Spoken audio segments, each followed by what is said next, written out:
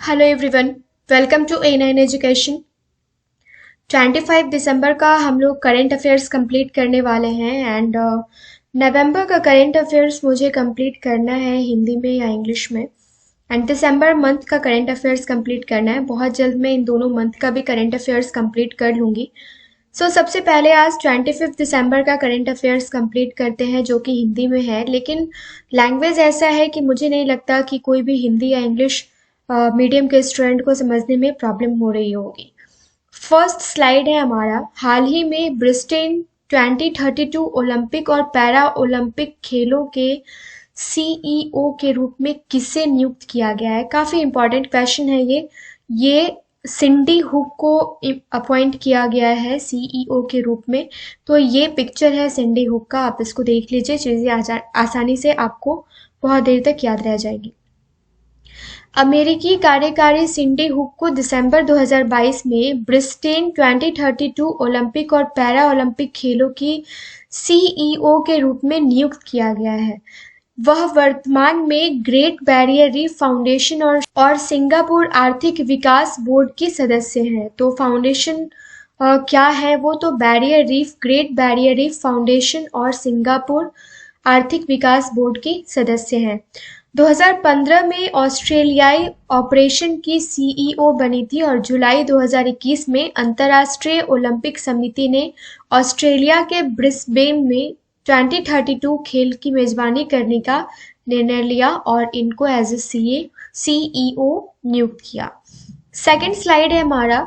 निम्नलिखित में से कौन सा देश फरवरी 2024 में 13th विश्व व्यापार संगठन मंत्री स्तरीय बैठक की मेजबानी करेगा? तो ये करेगा संयुक्त अरब अमीरात। संयुक्त अरब अमीरात यूएई फरवरी 2024 में 13th विश्व व्यापार संगठन मंत्री स्तरीय बैठक की मेजबानी करेगा। ये आपके लिए काफी इंपॉर्टेंट है किसी भी एग्जामिनेशन के लिए।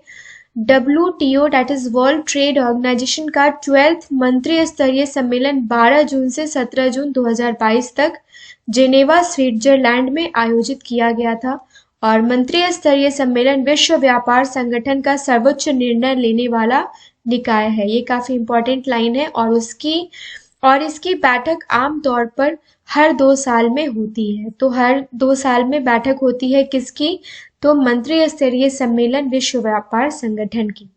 विश्व व्यापार संगठन के महानिदेशक जो फिलहाल हैं अभी, वो कौन है? Doctor Ngozi Okonjo Iweala. राइट, काफी इंपॉर्टेंट है, डायरेक्ट यहाँ से क्वेश्चन पूछा जा सकता है कि विश्व व्यापार संगठन के महानिदेशक कौन है? तो डॉक्टर गोजी ओंकोजो-इवेला। जो भी रिसेंट में न्यूज होते हैं उनसे रिलेटेड ही, जैसे मान लो कि किसी कंट्री का रिसेंट में काफी न्यूज चल रहा हो या फिर कुछ भी, जैसे आपने बीएसएससी के एग्जाम में देखा उन्होंने यूक्रेन से रिलेटेड किसी राजधानी के बारे में ऐसा कुछ क्वेश्चन पूछ दिया था। तो जो भी न्यूज में रहता है वहां से क्वेश्चंस बनते हैं। तो जैसे ये वर्ल्ड ट्रेड ऑर्गेनाइजेशन अभी न्यूज में है, तो इसके महानिदेशक कौन है ये पूछा जा सकता है। थर्ड है, हाल ही में किस देश ने संयुक्त अभियान बल JEF की तीसरी शिखर बैठक की मेजबानी की है? तो ये लातविया ने की है। ओके, लातविया ने 19 दिसंबर 2022 को कहाँ किया है? रीगा, लातविया में संयुक्त अभियान बल की तीसरी शिखर बैठक की मेजबानी की है। तो ये थर्ड बैठक थी। यूके के समर्थन से लातविया के प्रधानमंत्री कृष्णनिस करिंस की पहल पर शिखर सम्मेलन का बैठक जो है वो बुलाया गया था और JEF की स्थापना 2015 में की गई। संयुक्त अभियान बल जो है JEF, इसकी स्थापना 2015 में की गई, जिसमें कौन कौन से कंट्रीज हैं ये काफी इंपॉर्टेंट है। Denmark, Estonia, Finland, Iceland, Latvia, Lithuania, Netherlands, Norway, Sweden और यूके इसमें शामिल है। फोर्थ है, निम्न में से कौन सा देश 2023 में उपग्रह संचार, काफी इंपॉर्टेंट क्वेश्चन है ये साइंस एंड टेक्नोलॉजी से, निम्नलिखित में से कौन सा देश 2023 में उपग्रह संचार के लिए स्पेक्ट्रम की नीलामी करने वाला पहला देश बनने जा रहा है? तो ये इंडिया है, भारत उपग्रह संचार के लिए स्पेक्ट्रम की नीलामी करने वाला पहला देश होगा और भारतीय दूरसंचार नियामक प्राधिकरण जो है ट्राई विभिन्न मंत्रालयों से उपग्रह संचार के लिए आवश्यक अनुमति लेने की अनुशंसा करेगा। ये TRAI को नीलामी के लिए आवश्यक स्पेक्ट्रम और उपग्रह आधारित संचार से जुड़े पहलुओं के लिए दूरसंचार विभाग के एक संदर्भ प्राप्त हुआ है। तो जो पूरा है उसका आपके लिए इम्पोर्टेंट है कि उपग्रह संचार 2023 के लिए स्पेक्ट्रम की नीलामी कौन करेगा, तो ये भारत करेगा। अब कुछ 40-50 क्वेश्चंस हम कंप्लीट करने वाले हैं जो कि ऑब्जेक्टिव फॉर्मेट में है, जिसमें आज से रिलेटेड करंट अफेयर्स तो रहेंगे ही, और पिछले 2-3 दिन का भी जो करंट अफेयर्स छूट जाता है, रह जाता है मुझसे, वो सारे क्वेश्चंस भी मैं इन सारे स्लाइड्स में इंक्लूड करती हूँ। तो आई होप ये वीडियो आपको पसंद आ रहा होगा। अगर मेरी मेहनत पसंद आ रही है तो चैनल को लाइक एंड सब्सक्राइब करना ना भूलिए, साथ ही साथ बेल आइकन को भी प्रेस कर लीजिए सो डैट कि मैं जो भी वीडियो डालती हूँ वो आपको टाइम टू टाइम उसका अपडेट मिलता रहे। कोई भी कमी नज़र आती है तो भी मुझे आप कमेंट सेक्शन में कमेंट करके बता सकते हैं। तो इसमें जो 10 क्वेश्चंस मैं इंक्लूड करती हूँ वो जी न्यूज़ से लेती हूँ, और भी बहुत सारे क्वेश्चंस होते हैं। सोर्स वही आपका सारे के सारे न्यूज़पेपर्स होते हैं एंड जागरण जोश को, और एक और साइट है जीके टुडे, उसको मैं सोर्स के तौर पे लेती हूँ। तो जो भी ट्रेंडी न्यूज़ होते हैं, जो भी रिसेंट में जो चीज़ें होती हैं, वो सारी चीज़ें हम डे बाय डे कवर करते हैं। तो रोज का हमने अगर 40 क्वेश्चन भी कवर कर लिया, 30 क्वेश्चन भी कवर कर लिया, तो 900,000 क्वेश्चन तो मंथ के एंड में हो ही जाता है उस मंथ का। फिर फर्स्ट क्वेश्चन आज का हम देखते हैं, किस राज्य के राज्यपाल ने धर्म की स्वतंत्रता संशोधन अधिनियम को मंजूरी दी है, तो ये उत्तराखंड राज्य सरकार ने दी है। किसने विन फ्यूचर स्पेशल प्राइज 2022 प्राप्त किया है, तो ये प्रो थलप्पिल प्रदीप ने प्राप्त किया है। क्या, तो विन फ्यूचर स्पेशल प्राइज 2022। हाल ही में नॉर्थ ईस्ट फेस्टिवल कहाँ शुरू हुआ है, तो ये न्यू दिल्ली में हुआ है। और किस राज्य के मुख्यमंत्री ने 19 शहरों और कस्बों में ड्रिंक फ्रॉम टैप की सुविधा की शुरुआत करी है, तो ये ओडिशा गवर्नमेंट ने करी है। भारत और किस देश के बीच द्विपक्षीय अभ्यास, just a minute guys, Bharat और किस देश के बीच द्विपक्षीय अभ्यास वीर गार्जियन 2023 होगा, तो ये जापान और भारत के बीच में होगा। भारत की पहली मुस्लिम महिला फाइटर पायलट बनने वाली लड़की का क्या नाम है, तो ये है सानिया मिर्जा, और ये कहाँ से है, तो ये यूपी से है। एसबीआई में फंड्स मैनेजमेंट ने किसे अपना नया MD and CEO नियुक्त किया है, तो ये शमशेर सिंह को नियुक्त किया है। किस राज्य के मुख्यमंत्री ने एक उन्नत inner line permit system portal launch किया है, तो ये मणिपुर के मुख्यमंत्री ने किया है। IPL इतिहास के सबसे महंगे खिलाड़ी कौन बने हैं, तो ये सैम करन जो है ये IPL इतिहास के सबसे महंगे खिलाड़ी बने हैं। किसे BBC sports personality of the year award से नवाजा गया है, तो ये बेथ मिड को नवाजा गया है। नेक्स्ट क्वेश्चन है, हाल ही में किसे विन फ्यूचर स्पेशल प्राइज 2022 जीता है, तो ये प्रो थलप्पिल दिलीप ने जीता है। ये हमने आज कंप्लीट कर लिया है। हाल ही में नॉर्थ ईस्ट फेस्टिवल कहाँ शुरू हुआ है, तो ये न्यू दिल्ली में स्टार्ट हुआ है।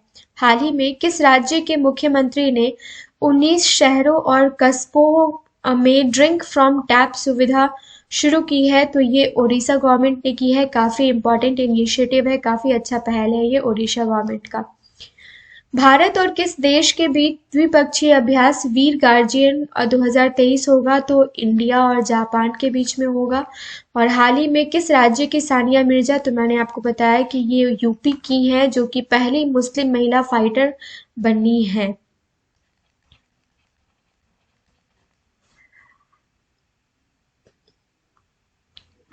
किस संस्थान ने 2022 में नाइट चार्टर्स पर एक रिपोर्ट जारी की है। 9 चार्टर्स, ये नाइट नहीं है, 9 चार्टर्स पर एक रिपोर्ट जारी की है, तो वर्ल्ड बैंक ने जारी की है, इसलिए काफ़ी इंपॉर्टेंट क्वेश्चन आपका हो जाता है ये।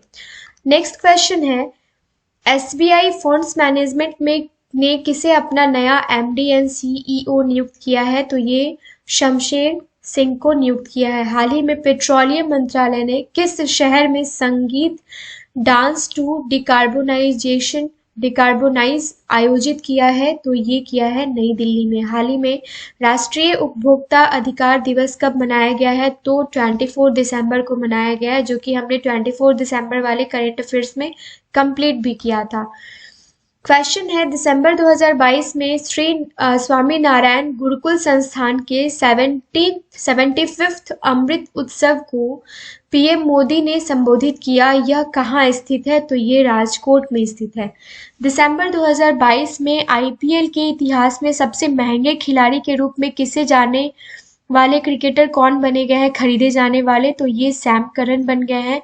और दिसंबर 2022 में किसे BCCI sports personality of the year 2022 पुरस्कार प्रदान किया गया है? तो ये बेथ मीड को किया गया है। क्या?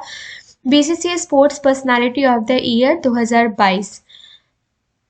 किस राज्य सरकार ने दिसंबर 2022 में धेमाजी परियोजना की नींव रखी है? तो आपको नाम से ही पता है कि ये असम गवर्नमेंट ने रखी है। लास्ट जो सेकंड लास्ट स्लाइड है आज का हमारा, इसका क्वेश्चन काफी इंपॉर्टेंट रहने वाला है। सरकारी क्षेत्र में डेटा सुरक्षा परिषद का पुरस्कार किसने जीता है? तो ये UIDAI ने जीता है। और किसने देश का पहला green steel brand Kalyani Ferresta launch किया है? तो ये ज्योतिरादित्य सिंधिया ने किया है। यहाँ UIDAI का फुल फॉर्म काफी बार पूछा गया है, तो ये आप मुझे कमेंट सेक्शन में कमेंट करके बताइए। चलिए मैं ही यहाँ पे बता देती हूँ। इससे रिलेटेड 2-3 चीजें याद रखिए। सबसे पहले तो आपको देखना है कि इसका हेड क्वार्टर कहाँ है। तो इसका हेड क्वार्टर है न्यू दिल्ली में।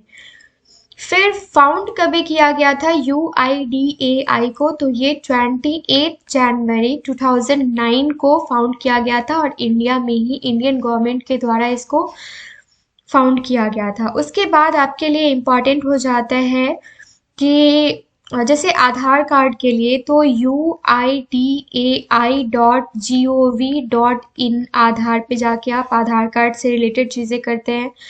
उसी तरीके से स्टेटस के लिए आप स्टेटस डालते हैं। तो जो मैं बात कर रही हूँ UIDAI का के बारे में, तो इसका फुल फॉर्म क्या होता है ये आपसे काफ़ी बार पूछा जा सकता है या जाता है। तो इसका फुल फॉर्म होता है U for unique identification entity of India. Unique identification entity of India.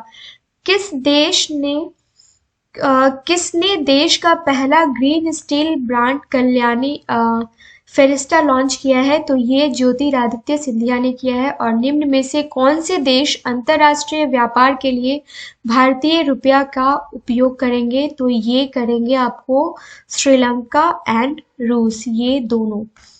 Last slide है आज का और ये 3 क्वेश्चन है। उसके बाद हमने टोटली 3 और 6 क्वेश्चन यहाँ हो गया।